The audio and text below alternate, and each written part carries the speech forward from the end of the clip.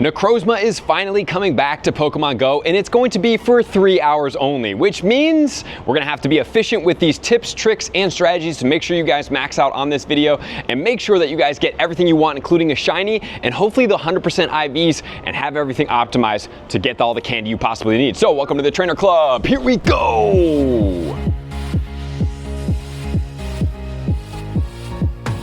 Necrozma Raid Fusion Day is going down on Saturday, December 14th. From 2 until 5. So you guys are gonna want to make sure to show up for your local community and get out there and get this done. It's very important that we get this because you're gonna get some shinies, right? So there's bonuses going along with this event, which are going to include 5 additional free raid passes, and this is just the free version. Number 2, you're getting an increased shiny chance from getting Necrozma after defeating the Dawnwing or the Dusk main. Obviously, it's gonna be more frequent in raids, which will help us all be able to take this down. And then, starting on Friday, December 13th at 5 p.m. Pacific Standard Time, we're going to be able to get 20 remote raids each day for a grand total of 40 remote raids. So definitely make sure to do that. If you guys need more remote raids, you can jump into my Discord. You can also get into the Patreon, get more raid battles.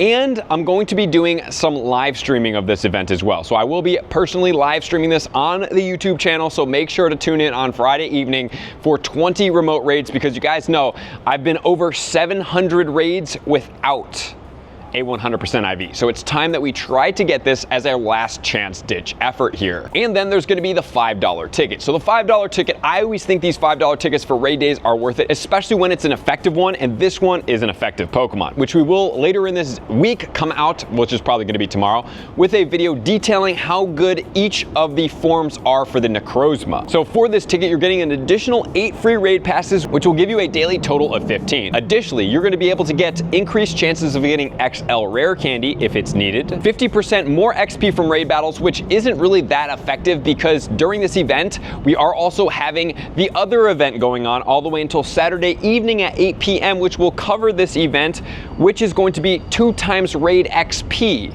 So this event is layered within another event, and that's why this event is so important. So even if you're like, well, I already have everything I need for Necrozma, but I still need XP to get to level 50, or I'm trying to hit XP benchmark, this would be very effective during this time because you will be able to get 40,000 XP on a lucky egg. And just a reminder, if you go and meet up with your campfire or local community through campfire, you can check into this event, you can get free raid passes, and you'll have more people to take these raids down faster. And then I believe still they're gonna be pursuing every hour the reset, which will allow you to be able to get a ton of raids done. And on lucky eggs, you will need a grand total of 6. It's gonna help you optimize. And then you're gonna be getting 2 times Stardust from these raid battles. Honestly, not the biggest bonus to be able to focus on, but it does help a little bit. Remember, Stardust is focused on Gigantamax raids, and then XP can mostly be focused around, I mean, obviously the Gigantamax raids also get you a ton, but they take a little bit longer to take down, still getting you a ton of XP. But these raid battles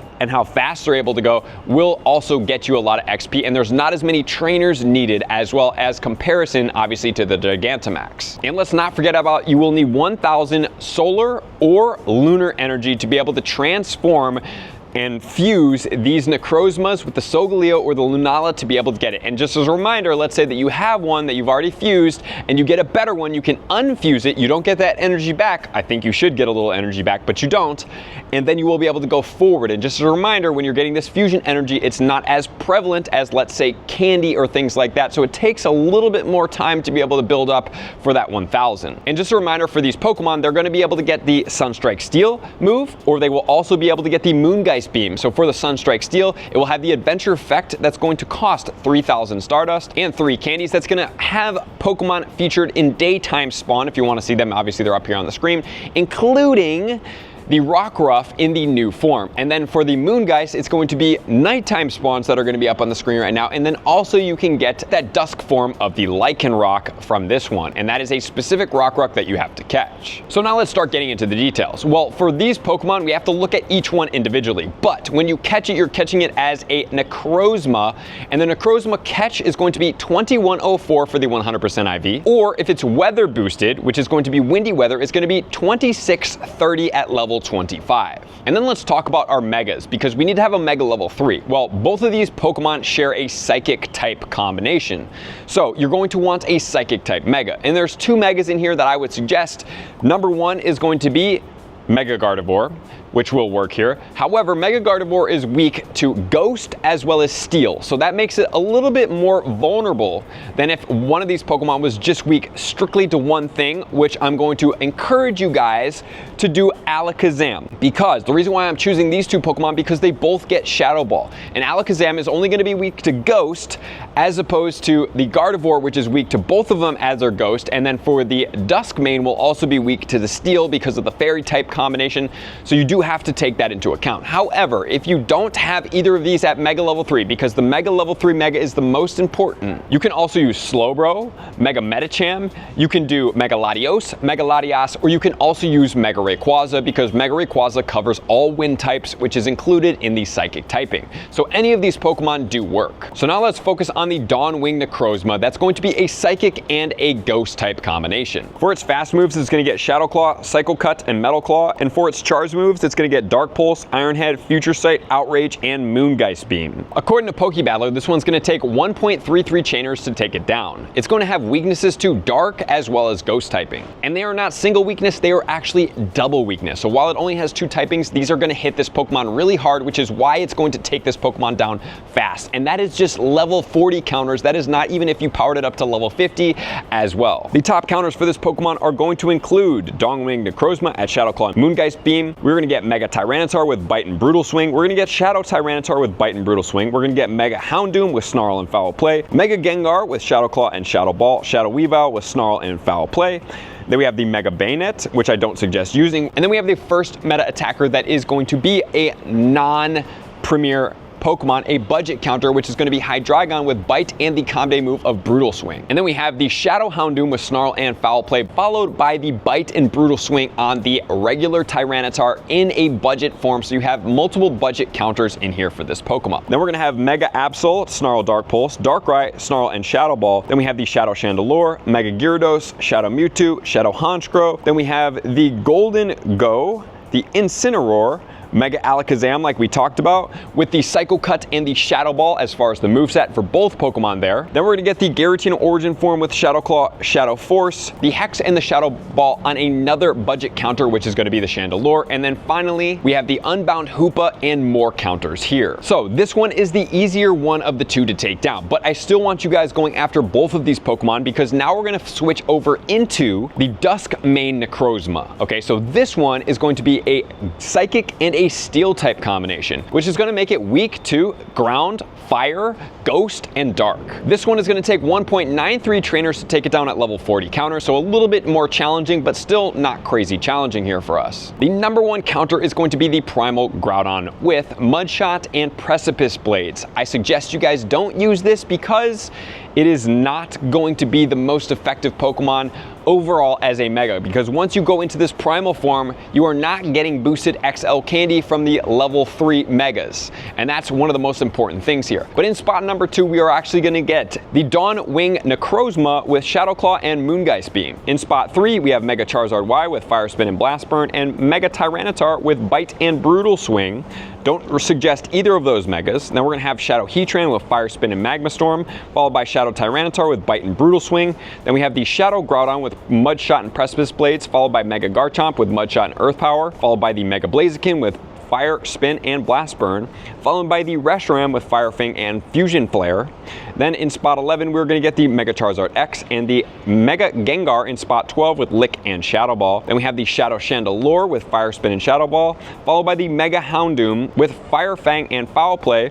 In spot 15, we have Shadow Excadrill with Mudslap and Scorching Sands, followed by the Mega Bayonet with Shadow Claw and Shadow Ball. In spot 17, we're going to have Heatran with Fire Spin and Magma Storm, and Shadow Garchomp with Mudshot and Earth Power. Then in 19, we have the Shadow Moltres. 20, we have Shadow Charizard. 21, we have Shadow Ho-Oh. 22, we have Shadow Weavile.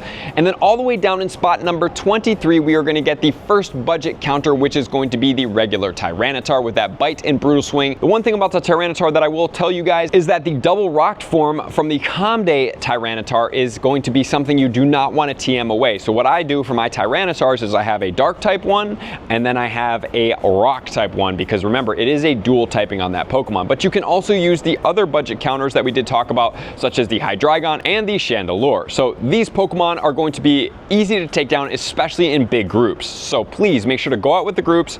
And if you can't get a big group, having a couple people that are going to go out there, and if you have to use megas that are type effective, obviously the Mega Gengar is effective.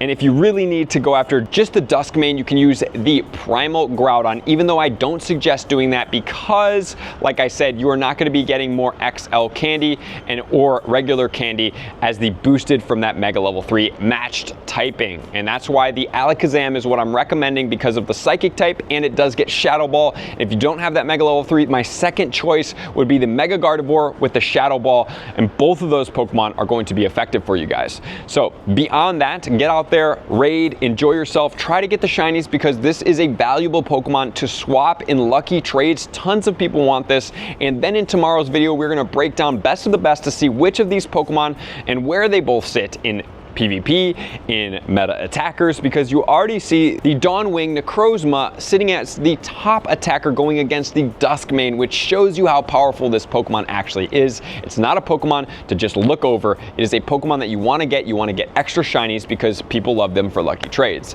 So thank you guys for being here as always. Can't wait to see you guys out on that live stream, and obviously the vlog as well. Will we be able to finally get ourselves a 100% IV? I don't know, but we'll find out in that video. Thank you guys for being here as always. This is probably the last video from Hong Kong. I loved Hong Kong. Thank you guys so much for everything, especially the Hong Kong tourism board. The city is incredible. There's great nature. I didn't expect them to have beaches and amazing hiking as well, but man, it has been such a journey, and I'm so grateful. Thank you guys. See you out on the next video. Peace. I want to take this time to thank everybody who supports me in every facet. It means the world to me, and an extra special thank you to all my Patreons. I greatly appreciate the extra support to continue to allow me to pursue Pokemon Go full time, allowing me to create my daily video uploads in the most timely fashion for everyone's benefit. Plus, I get the amazing experience of sharing my creative processes behind the scenes and raiding all around the globe with select upper tiers. Thank you everybody for being a part of the Trainer Club. You all mean the absolute world to me, and I will see you guys out on the next video.